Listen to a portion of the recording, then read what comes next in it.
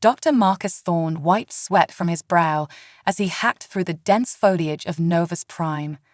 At 72, the renowned botanist wasn't as spree as he once was, but his passion for discovering new plant species drove him onward. This remote jungle on humanity's newest colony world was a treasure trove of botanical wonders.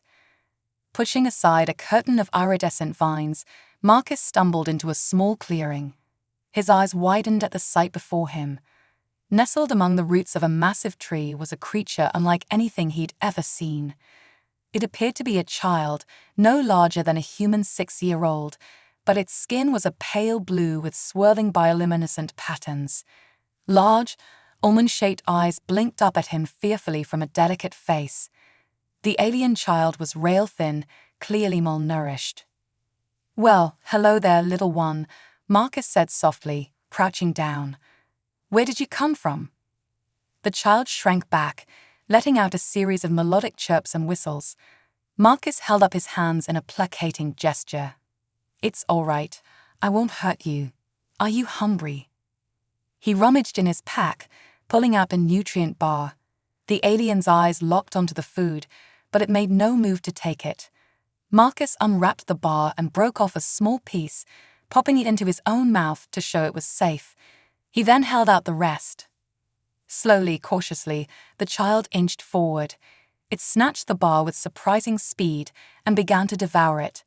Marcus's heart ached at the sight of such desperate hunger. "Easy there. Not too fast or you'll make yourself sick." As the child ate, Marcus observed it more closely.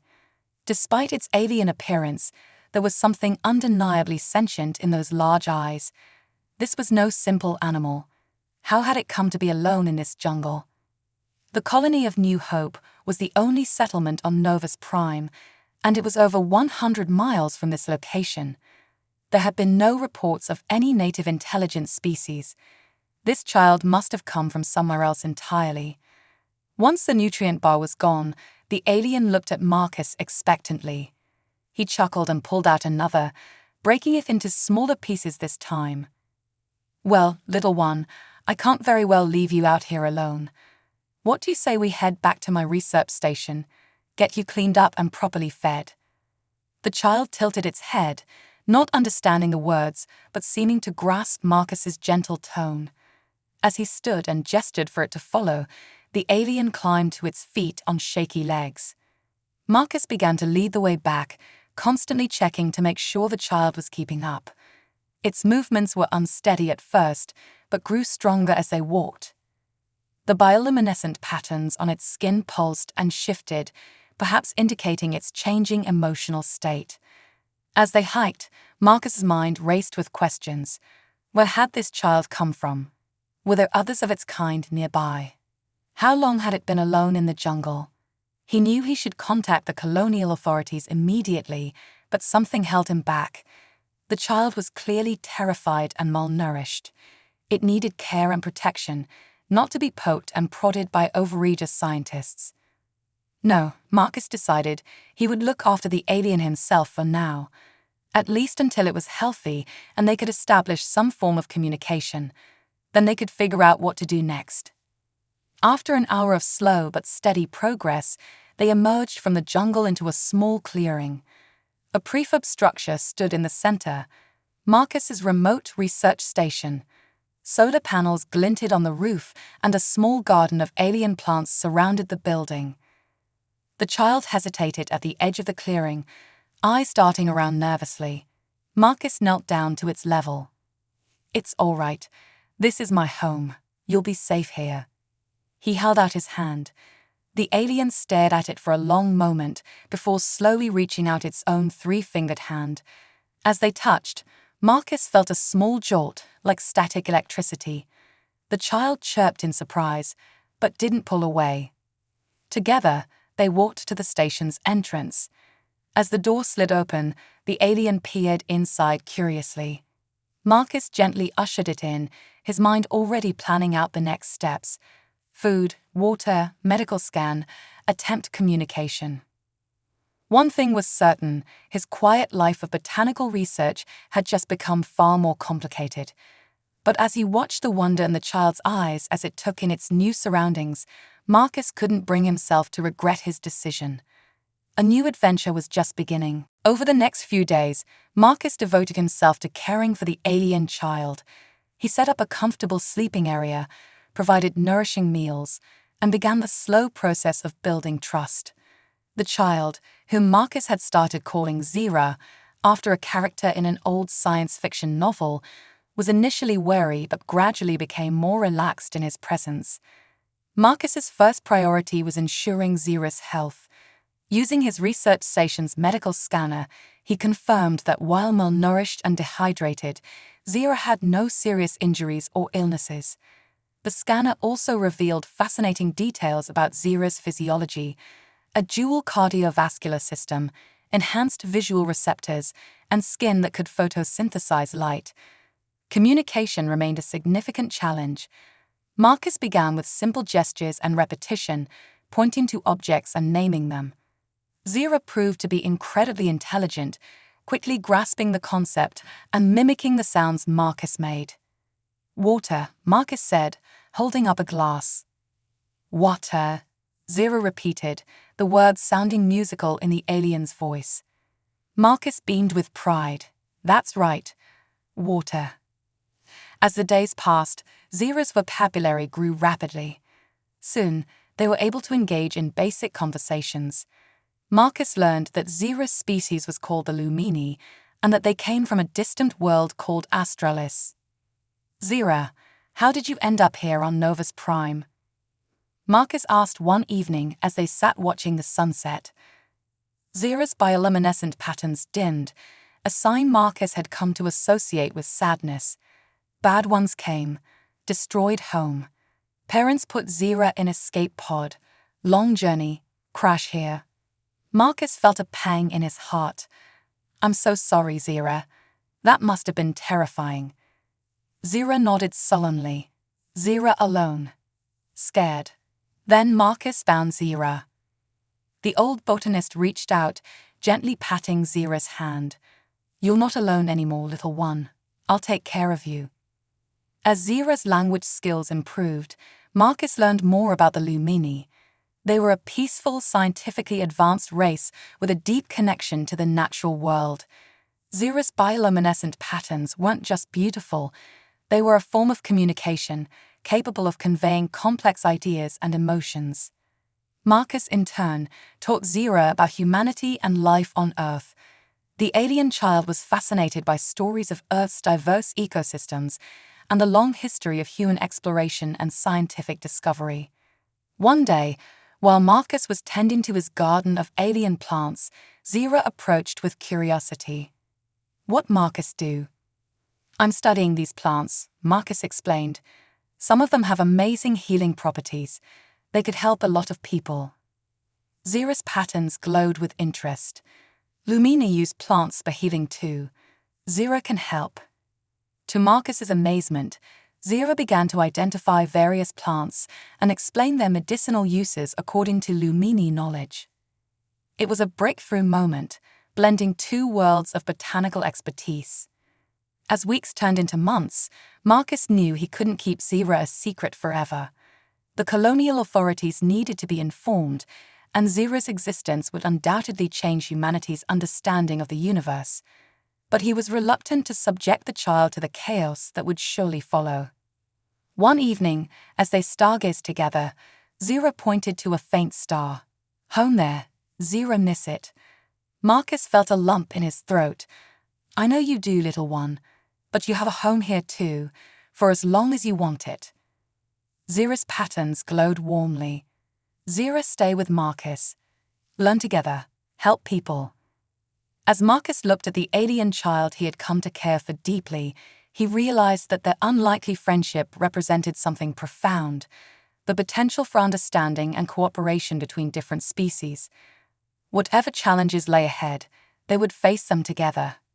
Little did they know, a storm was brewing on the horizon, one that would test their bond and the very limits of human ingenuity. As Marcus and Zira's bond grew stronger, their days fell into a comfortable routine. Mornings were spent in the garden, with Zira eagerly sharing Lumini botanical knowledge. Afternoons were dedicated to language lessons and cultural exchange.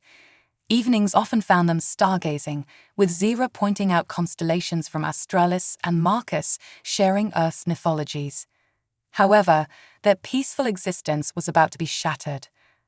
One crisp morning, as Marcus was checking his long-range communications array, an urgent message crackled through.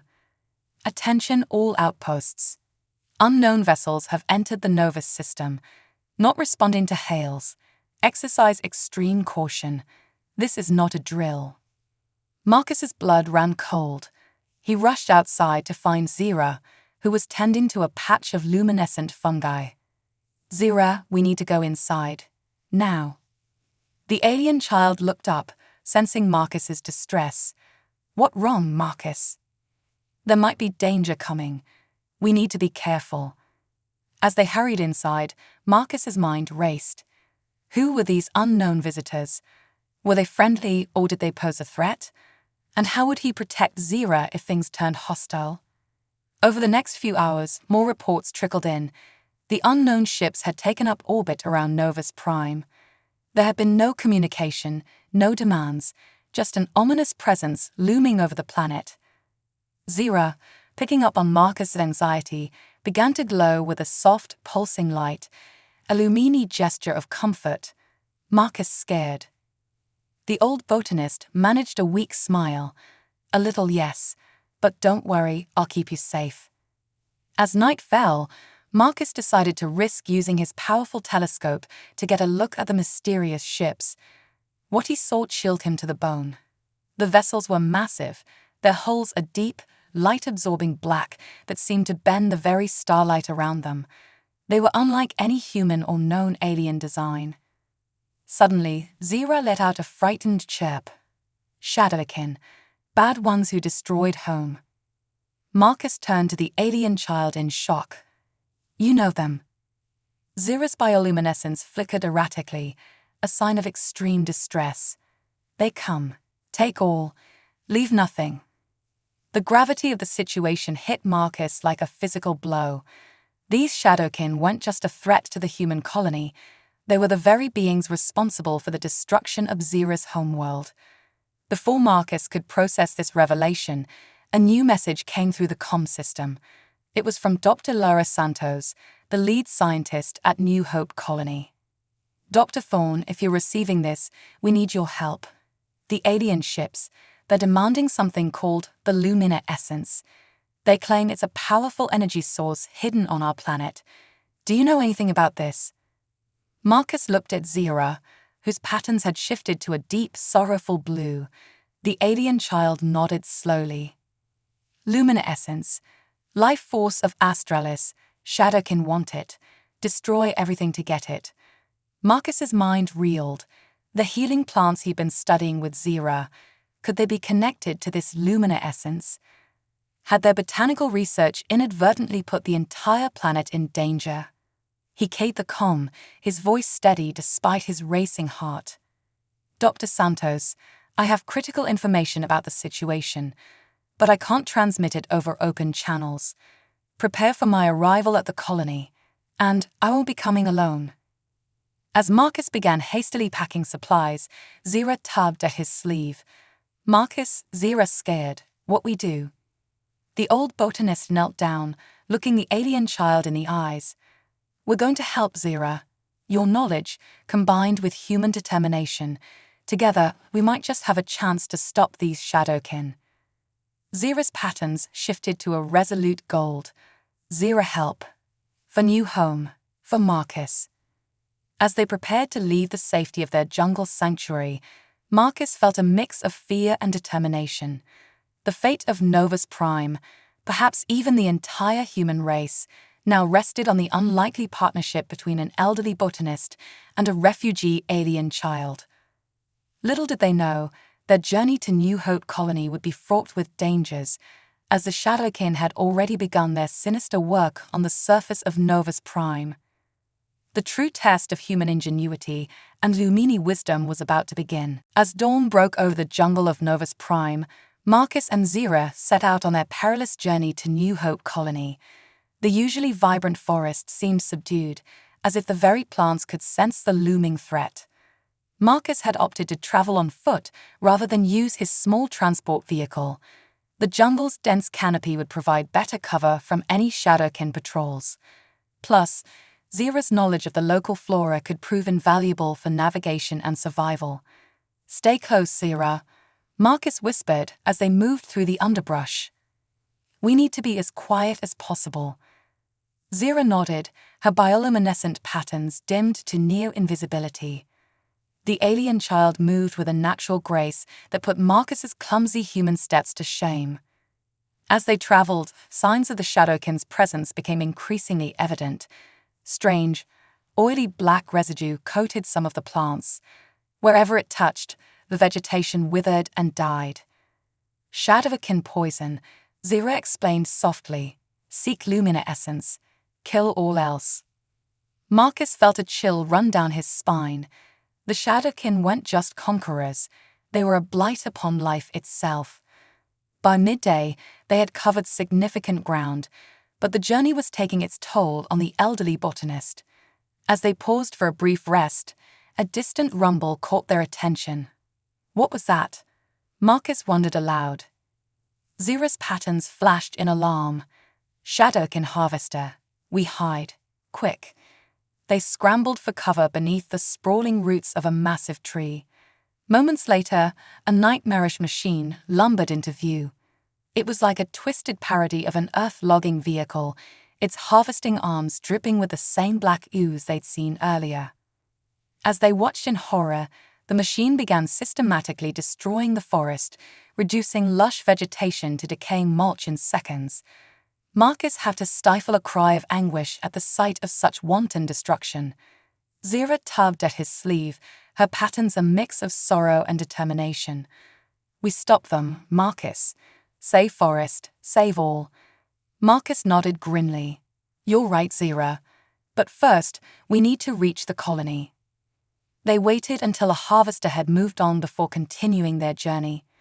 The once beautiful jungle was now scarred with swords of destruction, making travel even more challenging. As night fell, they found themselves at the edge of a vast clearing, one that hadn't existed on any of Marcus's maps. The Shadowkin's harvesters had been busy. "We rest here," Marcus decided, his old bones aching from the day's exertion. "It's too dangerous to cross open ground at night." They made a small camp in the shelter of the tree line. As Zira used her bioluminescence to provide soft light, Marcus couldn't help but marvel at the alien child's resilience. "Zira," he said softly, "I'm so sorry this is happening again. You've already lost one home to these monsters." Zira's patterns shifted to a gentle, comforting blue. "Not lose this home. Marcus and Zira protect. Humans and Lumini together strong." The old botanist felt a surge of affection and pride. "You're right, little one. We're in this together." As they settled in for the night, a plan began to form in Marcus's mind. The Shadowkin were clearly able to detect the luminescence at a distance. But what if there was a way to mask it? Or better yet, use it against them? He thought back to his research on the healing plants, combined with what Zira had taught him about Lumini biology. There might just be a way. Marcus was stirred from his thoughts by a soft touch. Zira had curled up next to him, her patterns pulsing in a slow, soothing rhythm. "Sleep, Marcus," the alien child murmured. "Long journey tomorrow. Needs strength." As Marcus drifted off, lulled by Zira's gentle bioluminescence, he held on to hope.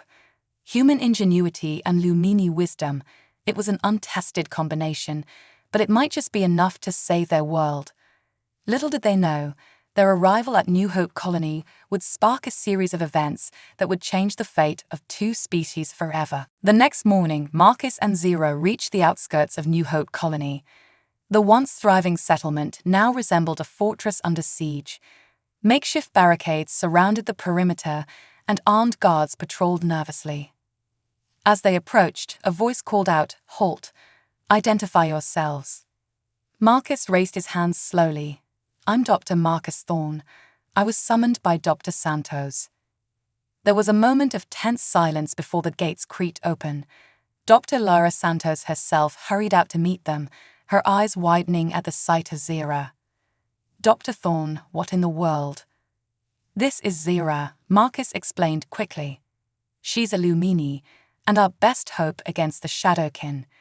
Inside the colony's main research facility, Marcus and Zira shared their knowledge with the assembled team of scientists and military personnel.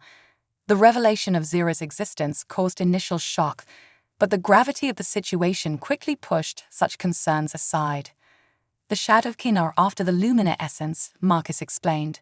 It's a powerful energy source intrinsically linked to life itself. The plants I've been studying, they're saturated with it.